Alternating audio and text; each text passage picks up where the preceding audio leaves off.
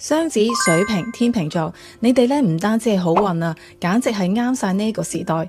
因為天王星入雙子座，呢個世界變得越嚟越重視資訊、創意同知識，而呢啲咧正正就係你哋天賦嘅能力。雙子座天王星咧直接會去你嘅命宮，呢7年你要重新再做一次自己，包括外形、性格，甚至乎你整體嘅生活都會有所改變。但重點係你唔會覺得好混亂喎，你反而幾享受呢一啲嘅變化，甚至乎可以主動求變，因為你會喺變化入邊揾到好多機會。水瓶座，你嘅創意宮位咧會被天王星所激發。AI 知識型經濟呢一個年代咧，其實就正正為你而設。你腦袋入邊嗰啲新奇嘅諗法咧，唔好再當自己喺度亂諗嘢啦，不如試下開 channel 啦，做下副業 side project， 呢啲可能就係你新嘅機會。天秤座，呢7年咧係你嘅進修期，但唔係叫你再響自己嘅本業嗰度深造，而係你要跨界去學習，學一啲完全唔同領域嘅嘢，將佢哋連結埋一齊，因為未來最值錢嘅人就係多元化同埋跨領域。所以風象星座，你唔係普通嘅好運啊，